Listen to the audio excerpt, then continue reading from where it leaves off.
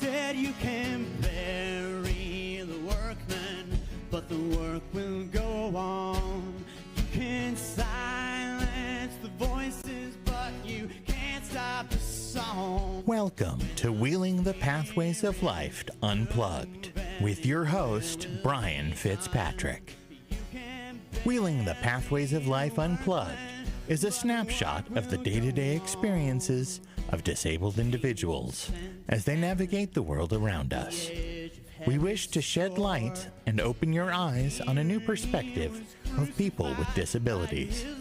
And by going unplugged, we can discuss viewpoints we hope will challenge our viewers' points of view.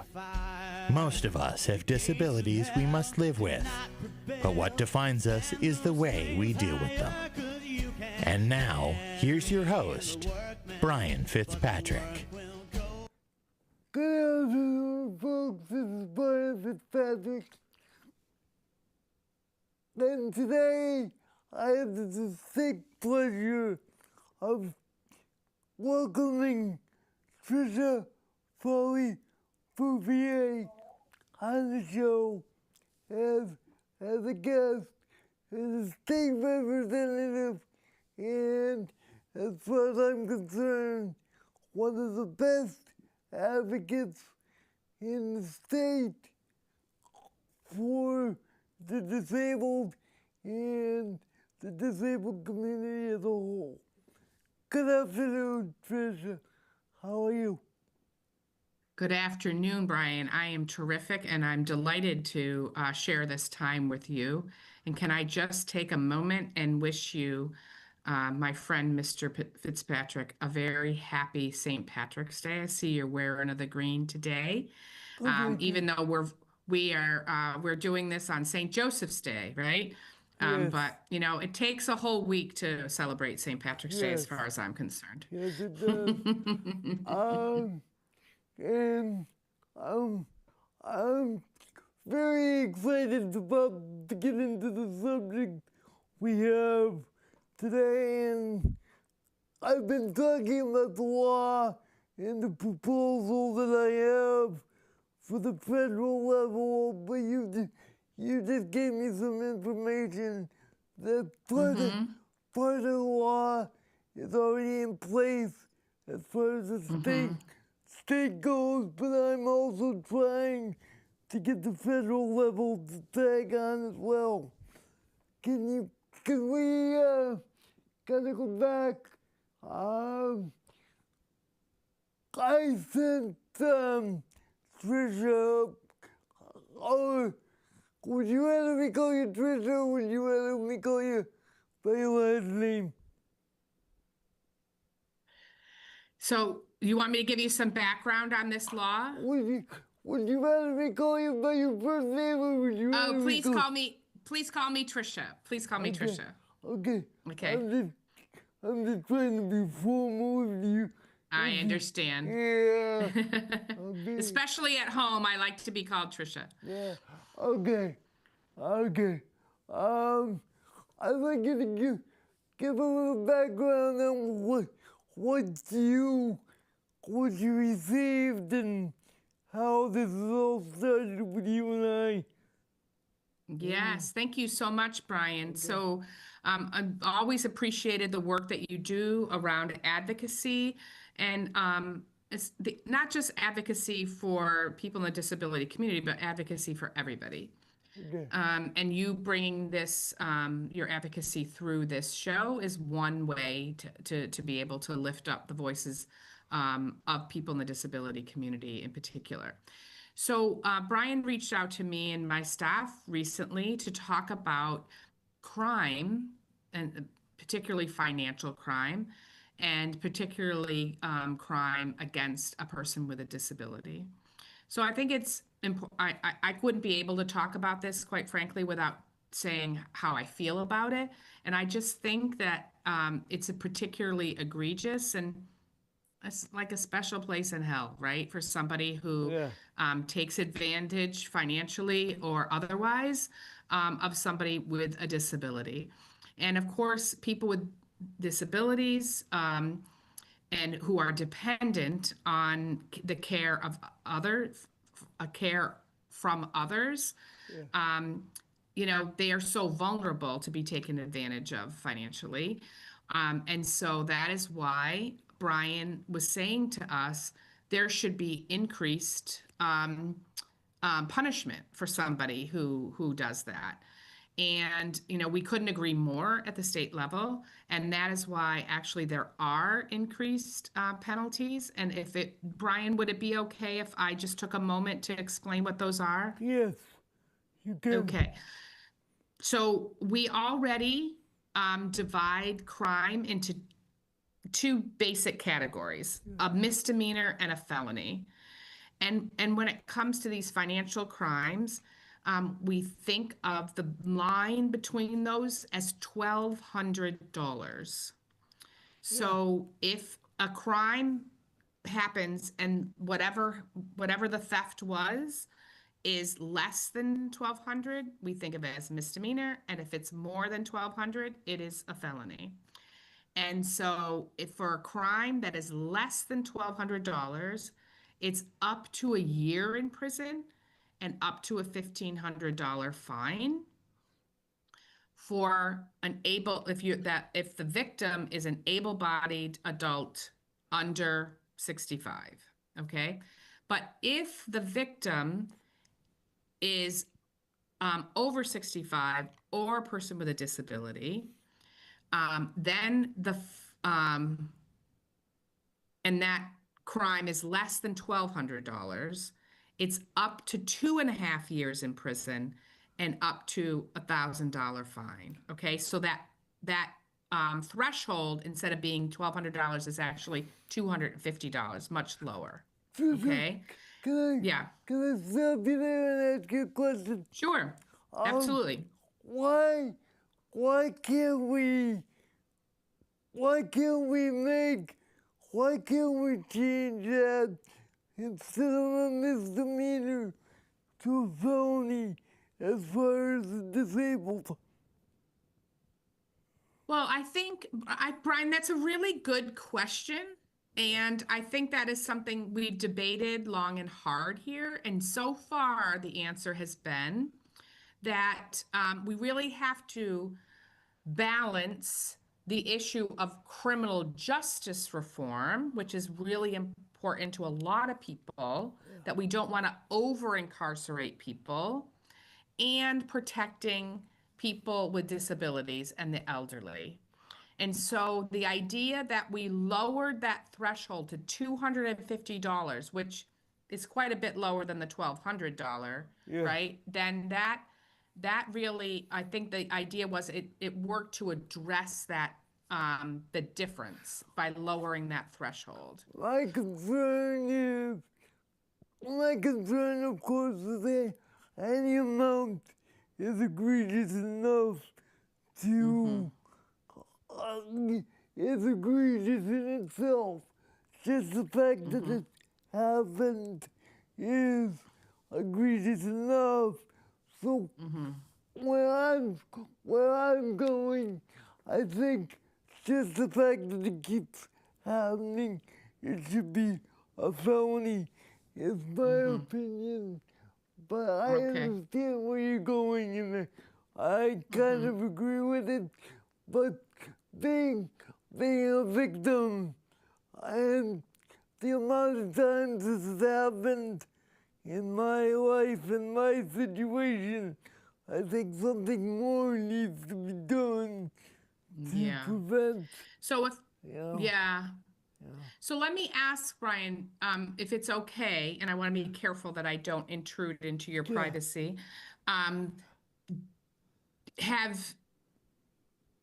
Have the police been able to pursue and bring people to justice for the crime that they didn't commit? We have, and we are currently doing that as we speak. But the fact is, all they're getting is probation because of the amount of money, is what I'm saying. And okay, and so that, let me just so that everybody has the information, right? that part is up to the judge to decide if that person should have jail time or have probation. So the judge has discretion there, right? The other thing that happens is that it somebody can be put on a registry to say that they shouldn't be working with people with a disability. And so if this was a caregiver, or any one of your team that was doing this, they should not be allowed to work in this field. Yes, I was wondering how you put people on the registry. Yeah. So that was something that we would have to look into. Yeah. And to confirm that we have this. I know that there's a CNA registry. Yeah. So we want to make sure, and that could be something too. That we might look into. I'm trying. But somebody who has had this kind of crime should not be able to work again in this field, right? Yeah, and that's why I'm also working with the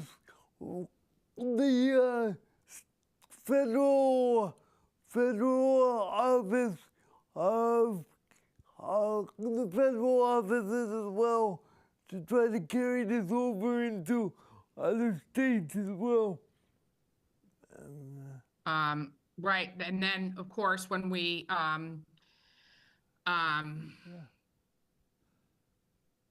we would work then with Congressman Neal's office, right? Yes. Or we could work with Senator Markey or Senator Warren's office, right? Like we have 3 federal representatives, so to speak, 2 senators and a congressman. But what I'm seeing is the discussion seems to be going on the amount of money, and is it worth putting them in jail for such a low amount of money? So there is something in Massachusetts law, and we've referred to it as Nikki's law, okay? And Nikki's law is something that if you're an employee of the Department of Disability Services, you can be put, and you've abused somebody, and a financial abuse is abuse, then there is a registry for that. And there is also the Disabled Persons Protection Commission Abuse Registry. And so people can check that. One thing I've found, and correct me if I'm wrong, and correct me if this is not the way it should be, my experience with agencies like DPPC, you have the issue of it has to be physical abuse for the DPPC to even look at it. So that's something I would need to check in on, because I did not know that. So that's something we can look at. They will only touch it if it's physical abuse. Okay. And not financial. Okay. So let me look into that, Brian, because I did not know that. To me, financial abuse is abuse. I know it is abuse, but it doesn't fit under DPPCs. Okay. That's good for me to know. Thank you. DPPC is physical abuse only. Okay. So they will take the report, but they will farm it out to the police or whatever, and let them handle it from there. I see. So I think between DPPC's regulation, if they are in fact for the disabled, and they're charged if in fact the charge is the way I'm being told it is, I think the PPC's regulation needs to be changed as far Okay. as whether or not it's physical or financial. Yes. Okay. Well, how about if you and I work on that together? I think you realize you and I are starting something here today. And I think I am realizing that. I will Absolutely. I will start I will try not to bother you all the time, but you know me. Yeah. So let me tell you, so the first thing we do, I think this is a good example. So is it okay if we just talk about how Yeah. this would work? Yeah. Is that a good use of our Yeah. time? Okay. So a bill, right? When we file a bill in the legislature, a bill is an idea, Yeah. right? So Brian is bringing me an idea, right? Saying, hey, he's looked into it enough, he has lived experience, and we have identified this problem. Now, I'm going to confirm it before I really go further, right? That's part of my job, right? Is to Yes. confirm it. That perhaps financial abuse is not considered abuse on the DPPC registry. So we're gonna, check into that, check into why it hasn't been, what's the history of that. And if we get through that and we still agree, Brian and I agree that we should go forward on it, then I would file a bill. Okay. Now, Brian, this part's gonna sound very frustrating to you. We file bills at the beginning of a new session, Okay. usually. Okay. Okay. The beginning of the new session is not till January of next year. Okay, January of 2027, right? Okay, well, at least he's laughing and not yelling at me. I think that's a good sign. So, so we file the bill, and then the bill gets a bill number, and it gets assigned to a committee. I'm pretty sure the committee would be a committee that we call the Joint Committee on Children, Families, and Persons with Disability. And that would go through a hearing. We would have a hearing, and Brian, you would be able to testify at the hearing, and you could have other people testify. Now, here's some good news, Brian, that you're going to be happy about. And that is, we have changed the rules in the Massachusetts legislature. I'm very, very proud of this rule change. I worked on it for a long time, to allow for remote testimony at all of our hearings. So that means you can testify from your home or PCD TV studios if you want to, instead of having to travel to Boston to testify. Now, you can travel to Boston to testify if you want to, but you have the option of not doing that. Yeah. And that means it just gives more access to government, to our government. It shouldn't just be for people from close to Boston, right? And then the committee will consider the bill, maybe make some changes here and there, and then it would get passed on and hopefully get to the floor for us to vote on it. Now, see, I told you something frustrating, and then I told you something good, and now I'm going to tell you something really frustrating. Ready? Yeah. And then I'm going to see if you have questions. It takes an average of 6 years to pass the bill.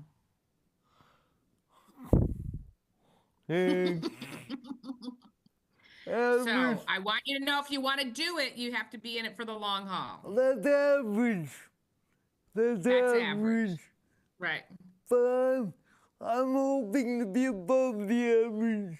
Okay. You know, well, Brian, we know you're above average. You always have been above average. and I think with you and I fighting this, and if I can get more people involved, and that's right. why I'm doing this show with you today, is getting more people involved with this, because I can't do it myself. I need more people to get involved. That's right. And may I take a minute and ask the public a question?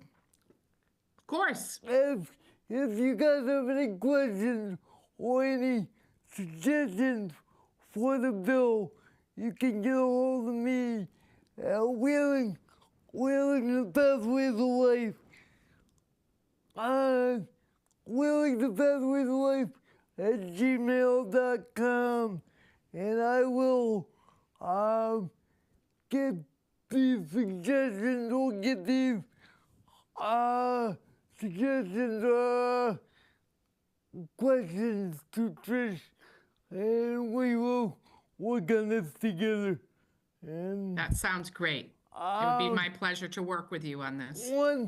one thing that I would like to know, is there a particular person in your office beside you that I need to work directly with on this? So yes, the person who helped set up this interview is Mirabai Dyson, Yeah. and she works in my district office on North Street.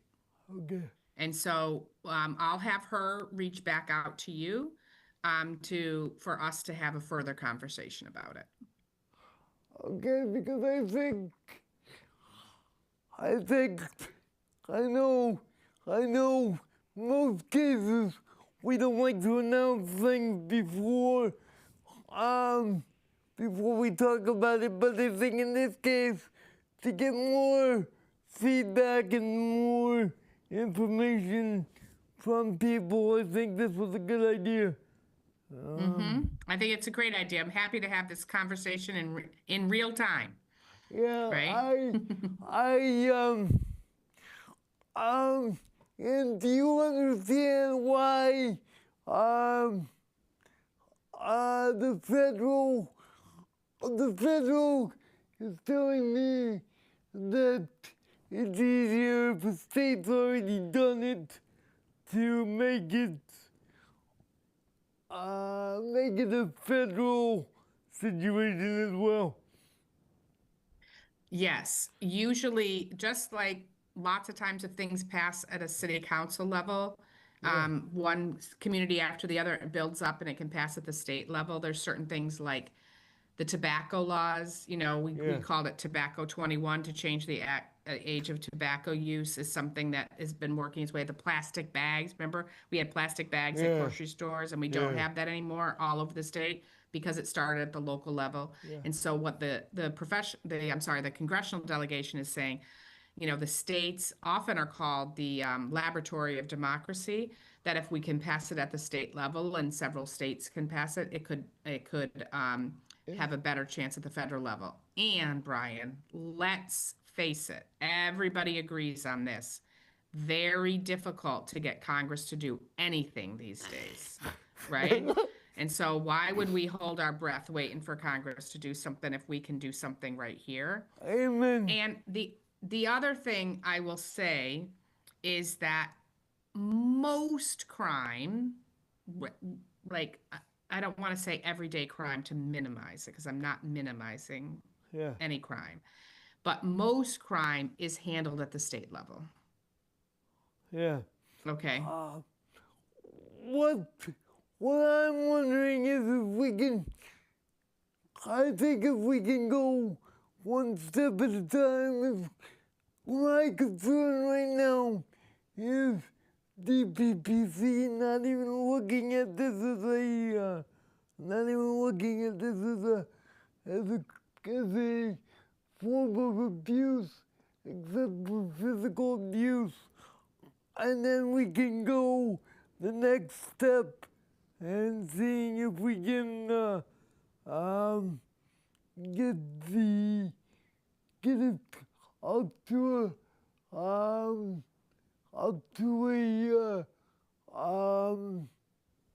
felony instead of a misdemeanor. Yes, I agree that we should work with the DPCC first. I agree. Because that's something we can hopefully fix, Yes. If it doesn't exist already. Remember, I agree. Remember, folks, this is how democracy works. talking to people about situations like this, talking to people like Trisha, talking to Congressman Neal's office, and getting this done. And I think a lot of people, as Trisha just said, a lot of people get frustrated as to how much time it takes to put something like this together. But as long as you're willing to stay for the long haul, it's better. You're not only benefiting yourself, but you're benefiting other people as well. That's right. Brian, it couldn't have been better said. And the reason why I wanted to bring this up is anybody that doesn't have the patience or the time to put together bills like this or suggestions like this, send them to me. Send them to me, and I will work with the government, try to put them together, and you know. That sounds great. Because And it is. Go ahead. I'm sorry. You can go ahead. No, I just wanted to add to what you were saying that it is the collection of stories from people's lives, whatever you're advocating for, that make a difference in getting policy changed. That is the thing that works the best, is for individuals to tell their stories. We can, other people can tell our stories for us, but I think if they hear it from the individual, I think it'll be a lot better. That's correct. You know, That's correct. and also, I think a lot of people didn't know about DPPC. Trish, you may not have this information. Let me know if you don't. When was the DPPC established? Do you know?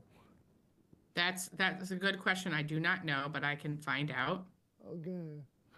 Because I think a lot of people don't know.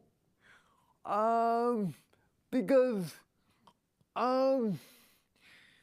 it's Disabled Persons Protection Agency, is that correct? Yeah, so it started in 1987. Is it the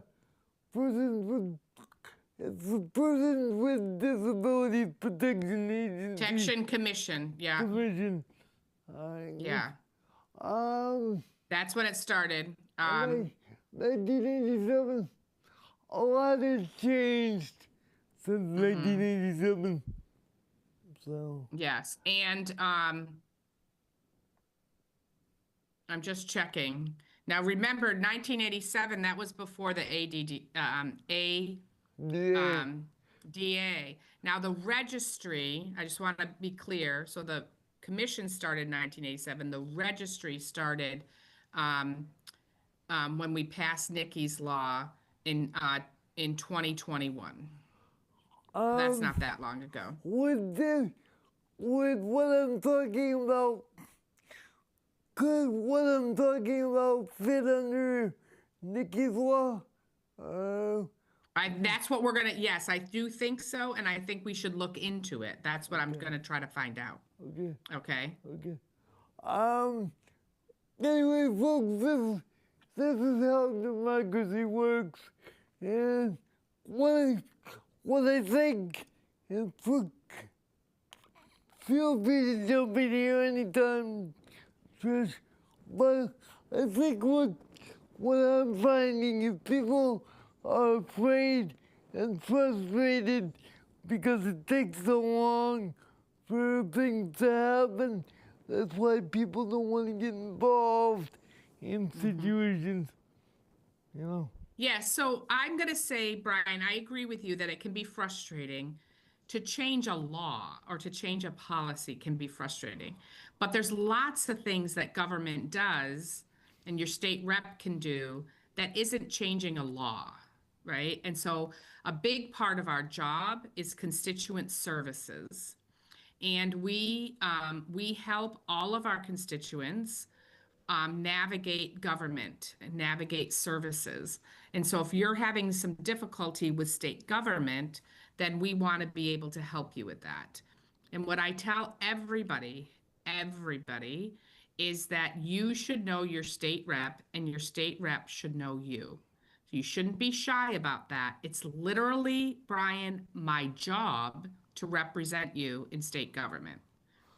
Okay? And so, contact my office and tell us how we can help. Now, I will say this, like, the city takes care of potholes, so I'm not going to be able to help fill the pothole on your street, okay? And like when it comes to Social Security, I can't help you fix your Social Security, adjust your Social Security or something like that.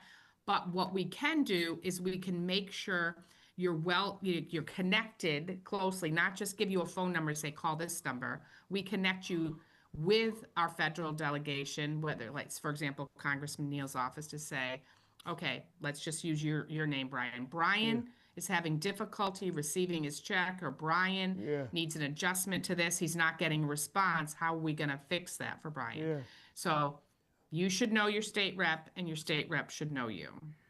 Okay? I think you know me very well. That's right.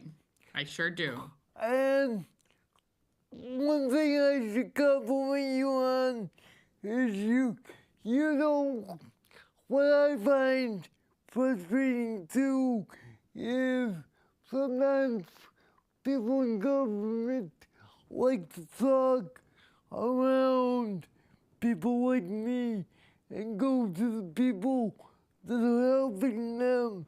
And I don't find that with you. I find you're very direct and you can tell me what's going on rather than go around me and talk to other people to figure out what's going on. And I really appreciate that.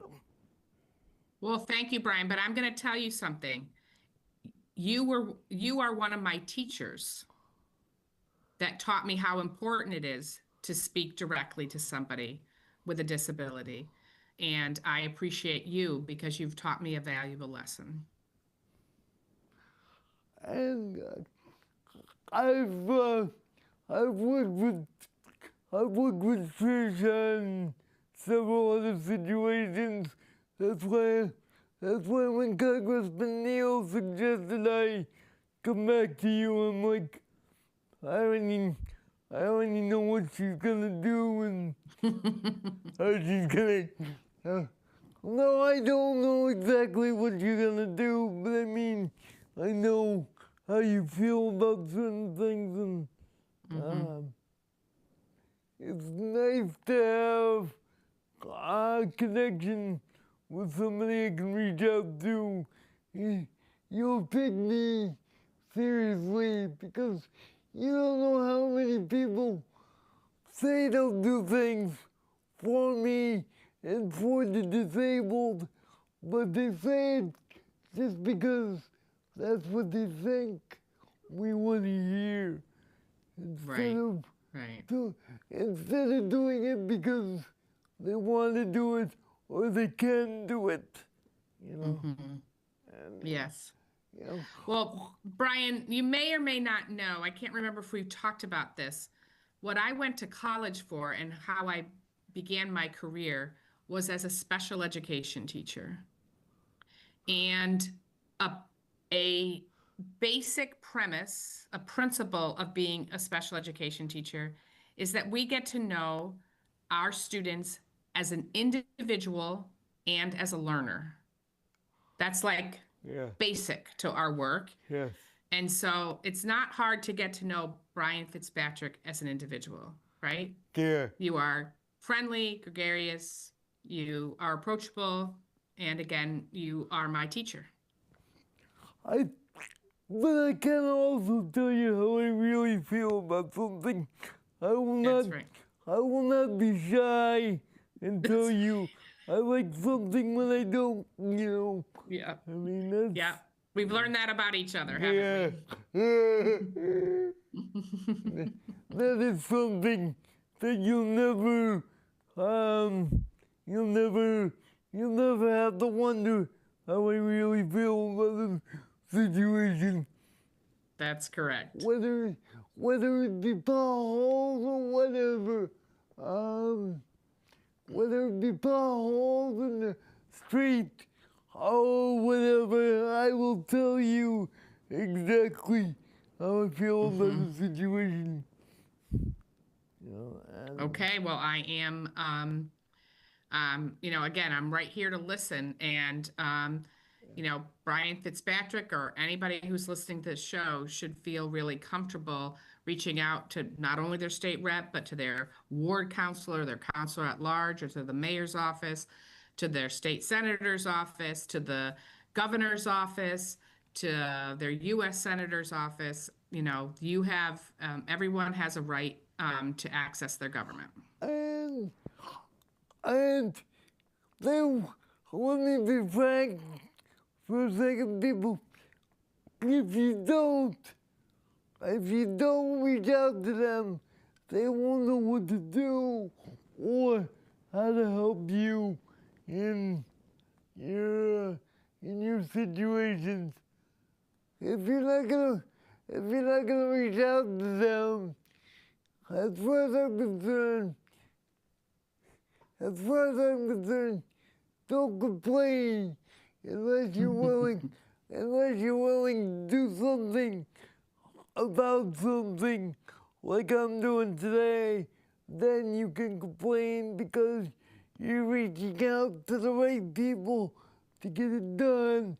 But if you're just gonna complain for the sake of complaining, don't bother, because if you're not gonna do something about it or go to somebody that can, you're just wasting your breath,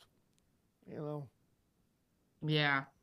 Well, I always say this is something, again, I've learned, in college from one of my mentors in college. You can either be part of the problem you can be either part of the solution or you are part of the problem. Yeah. So, Yeah. right? So. And what you are suggesting is very, very, I think it's a big step, but I think it's a small step. I think it's also a small step in the right direction. However, it's big as far as getting connected with DPPC and making sure that piece of it is connected first. I think that's the way we need to go.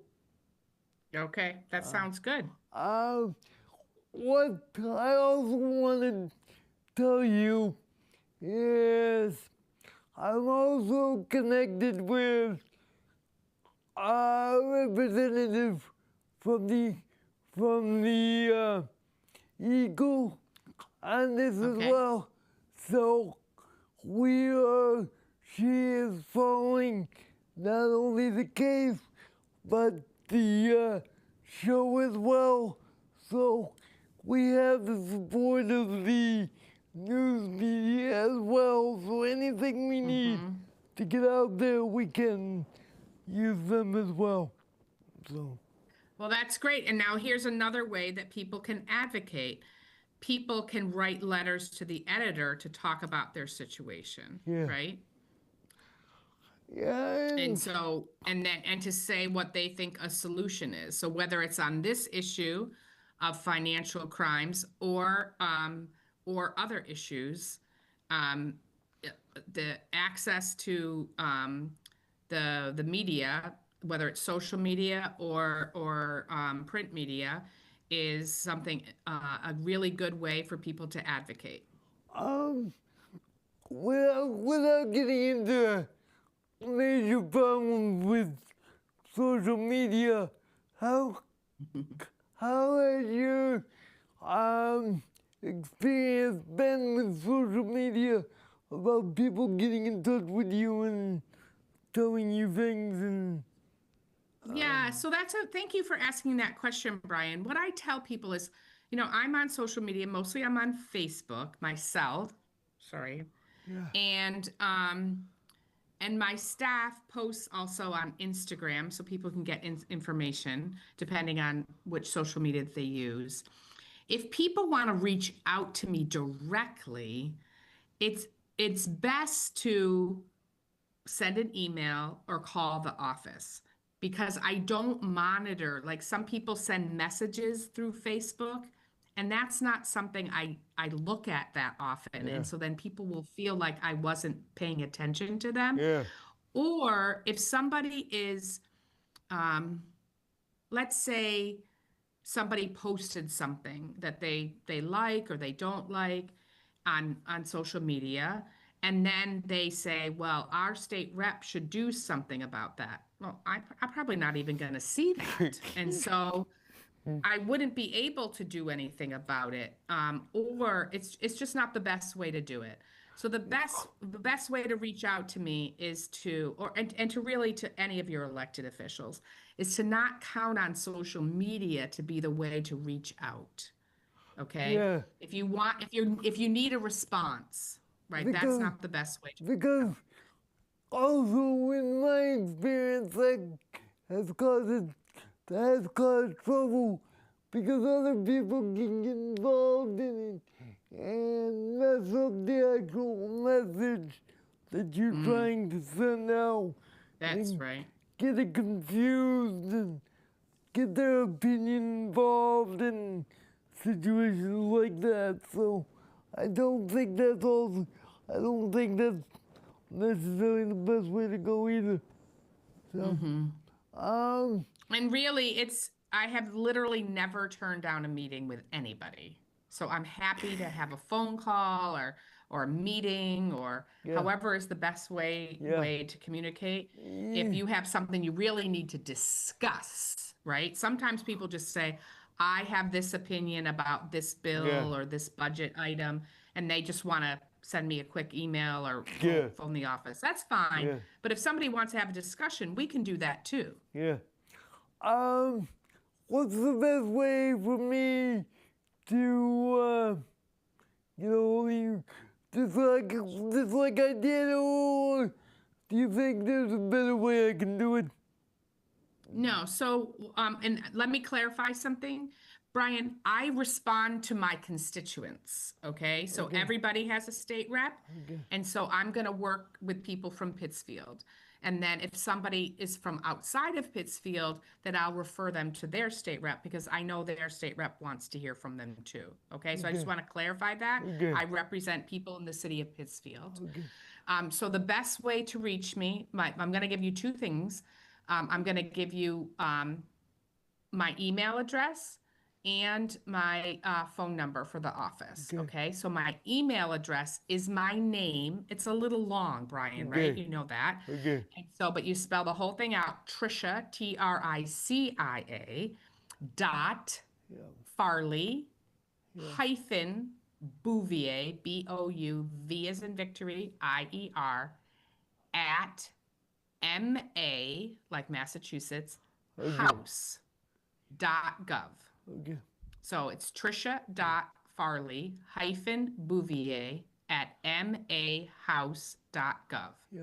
And then my local phone number is 413-442-4300. Okay. Okay? Okay. I know I'll definitely put that up in the future for other shows so people know how to get a hold of you as well, if you don't mind. No, I'm so happy to have that. And all that information is public, right? So what's kind of interesting, like I represent the people of Pittsfield and like all these things are public. So the information to reach me is public. Anytime I take a vote, it's public. Like, right? It's public.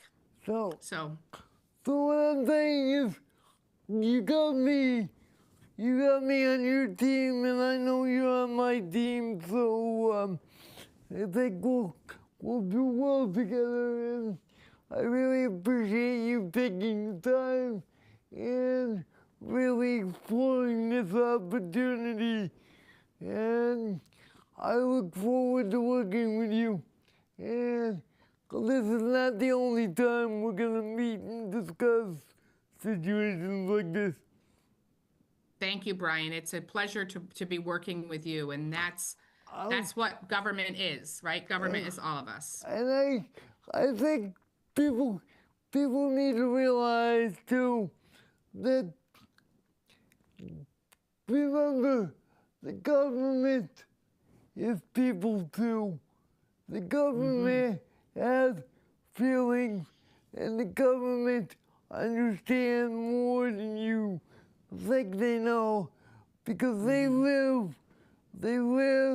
and they breathe in the areas we do too. So, and you can confirm this, but you live in Pittsfield too, so you know. That's right.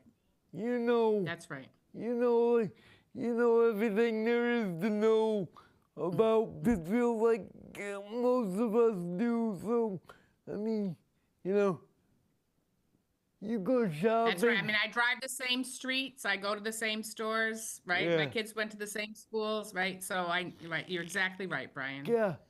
Appreciate that. So, I mean, we don't want to bombard her on her personal time, but I mean, if you see her on the street and you say hi, she is approachable, just like everybody else is, and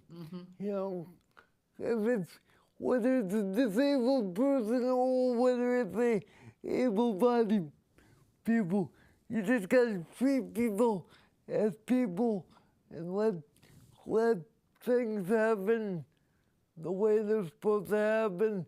And we are supposed to communicate with people, because without people, we wouldn't be anywhere.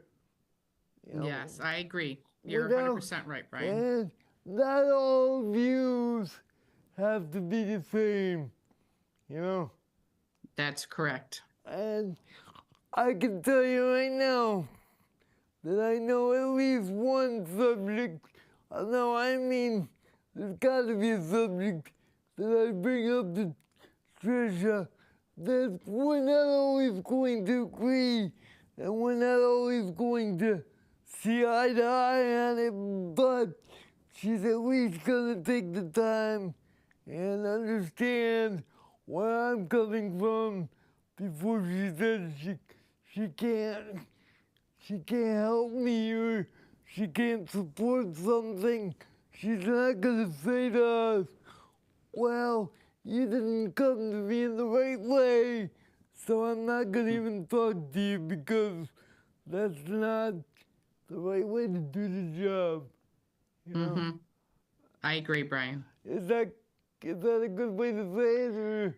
I think so too. And the thing is that, I mean, I would prefer people to come to me like politely and respect me as much as I respect them, right? But like I said to you, my job is to represent the people of Pittsfield, all the people, whether the people agree with me or don't agree with me, the people who voted for me, the people who don't vote for me. And that's my job, is to represent everybody. Yeah.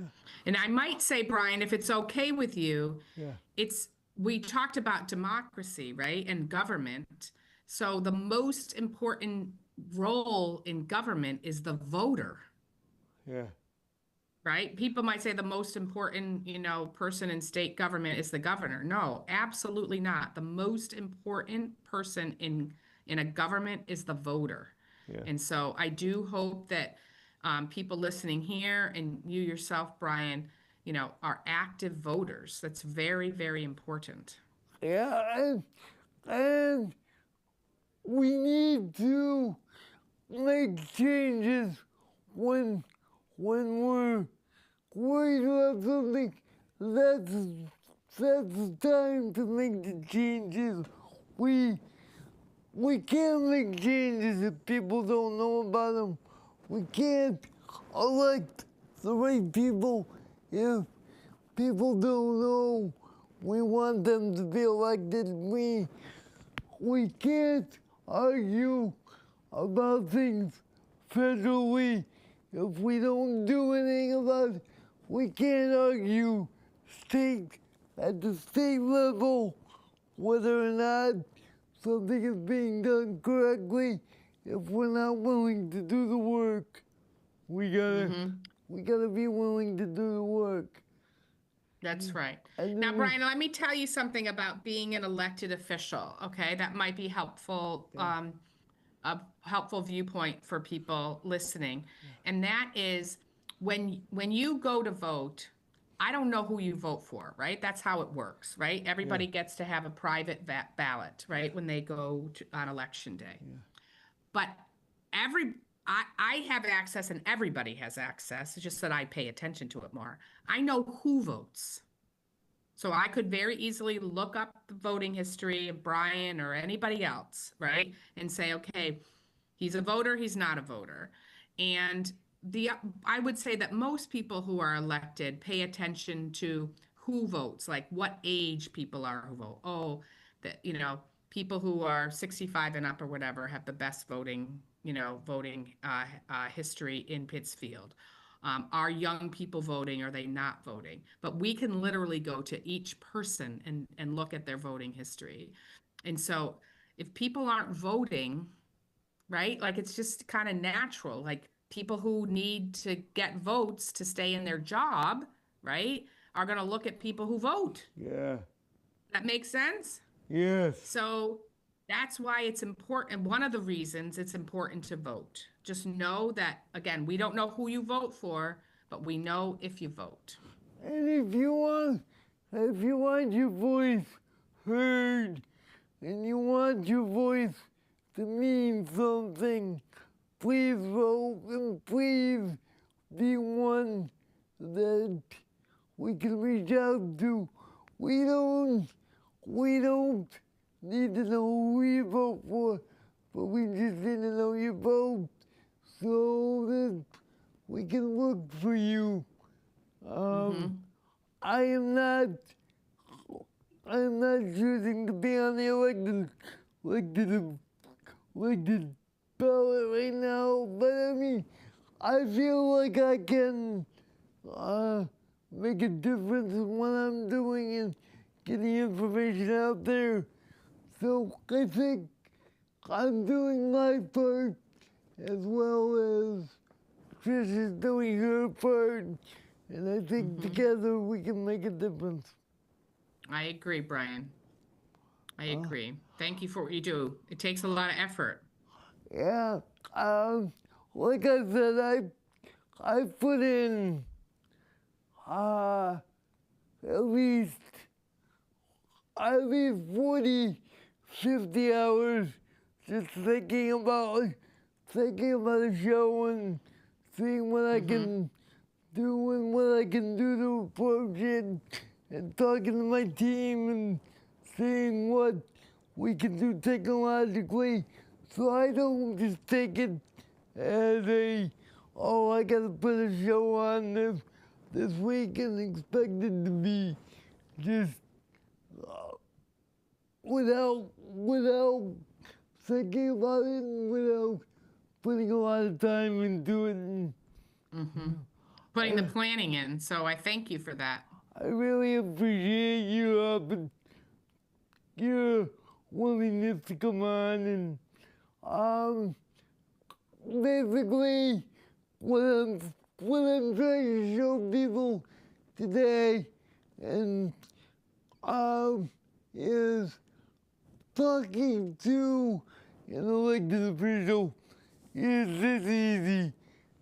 Actually, this wasn't as easy as just picking up the phone and talking to people, but it can be this easy, and we can get a lot done within an hour.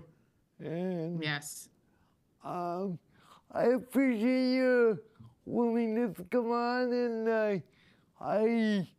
we only got 3 minutes left of the show, so is there anything you'd like to say before the end of the show that we didn't cover, that you think we need to cover? Yeah, so I would just say to everybody who's listening to be paying attention to what's happening in state government. This is budget season that we're in right now. And so there's probably programs that are important to you to make your life better and to be paying attention to those and working, for example, with UCP or Berkshire County ARC or, there's all different organizations that you might be associated with and paying attention to what they're saying so that you can keep track of what's happening in the budget season. So, it's an important time. The one thing I would say is keep the funding available for people like me with Pittsburgh Community Television and stuff like that. We need to keep the funding available for things like this so I can do this show as well. Yes. And there's a bill that I've been working really hard on with Sean Sayre to keep the funding for Pittsfield Community Television going. It's a challenge. It's a big challenge. It's kind of complicated, but it's a big challenge because we've always paid for it with our cable bills, and now so many people don't have cable anymore. So we're running out of money for that. So we're going to keep working on that. But also the fiscal year 2027 budget is coming up. And it's going to be a very, very hard year because the federal government is cutting so many things. Yeah, we could talk about that for an hour. That's right. We could. I think, can I ask you, I know you can't commit to schedules right now, but do you think you could come on a semi-regular basis? Absolutely. It would be my pleasure. We can Maybe a couple of times a year. Does that sound about right? We can talk about ways we're gonna do it and how we're gonna do it. But I'd love to continue these conversations with you. Me too, Brian. Me too. All right, with that, folks, I think we've covered a lot today, and I think we've gave people enough information to make them very informed. But I think with that, folks, I think we can say that we've done our job for the day. And I thank you, Trish, for being willing and working with me on the technical side and making sure we could do this. And I think we can make a big difference in people's lives. I agree, Brian. I really appreciate it. The work that you do to put your show together and the team that helps you to do that. Of course, I'm a big fan of PCTV, and I look forward to our next conversation on air. Thank you so much, and I appreciate it. We'll be talking soon. Thank you. Thank you. Bye.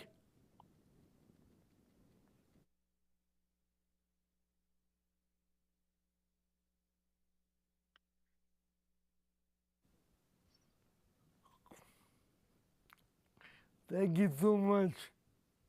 Sure. Are we clear? Can bury the workman, but the work will go on.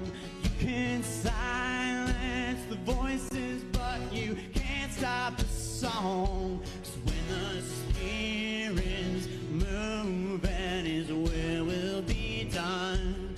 Okay, Brian, I'll sign off now. Is that okay? Workman, but the work will go on. Thank you. I'm not hearing you.